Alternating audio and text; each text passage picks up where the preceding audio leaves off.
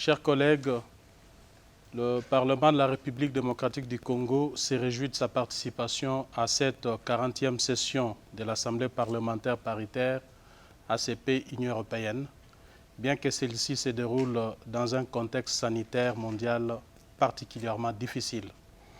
À l'instar de beaucoup de pays à travers le monde, notre pays connaît aussi une situation sanitaire très préoccupante, essentiellement due à la recrudescence de la pandémie de Covid-19. Cette troisième vague s'annonce d'autant plus virulente que seules les mesures barrières ne suffisent. En l'absence d'une thérapeutique adaptée, le vaccin constitue présentement la voie la mieux indiquée pour stopper une propagation à grande échelle. Il est de ce fait crucial qu'il soit rapidement disponible et à la portée de tout le pays. Au-delà de ces contextes sanitaires et de manière singulière, la République démocratique du Congo a connu le mois dernier, dans sa partie orientale, une éruption volcanique du Nyiragongo suivie d'intenses activités sismiques dont la plus grande ampleur enregistrée est d'une magnitude de 5,2 sur l'échelle de Richter, semant ainsi désarroi et désolation dans la population.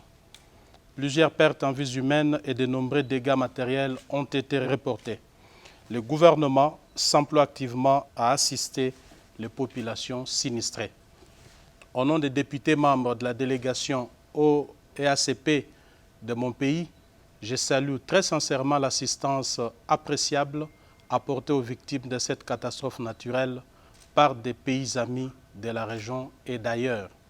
J'exprime à travers la présente déclaration ma profonde gratitude aux dirigeants de ces pays ainsi qu'à leurs peuples respectifs qui ont, d'une manière ou d'une autre, manifesté leur sympathie et soutien au peuple congolais en général et aux Gomatraciens en particulier.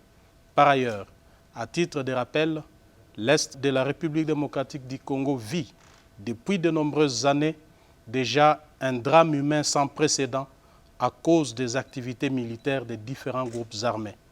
Consécutivement à l'état de siège décrété récemment par le chef de l'État et qui a conduit à l'installation de gouverneurs militaires à Goma et à Ituri, l'on assiste progressivement à la reprise déterminante par l'armée de quelques localités jadis sous contrôle des forces négatives. Une lueur d'espoir pointe enfin à l'horizon pour ces populations meurtries, victimes de crimes contre l'humanité depuis plus de 2 décennies. Telle est la quintessence de notre communication, Monsieur le Co-président. Je vous remercie de votre attention.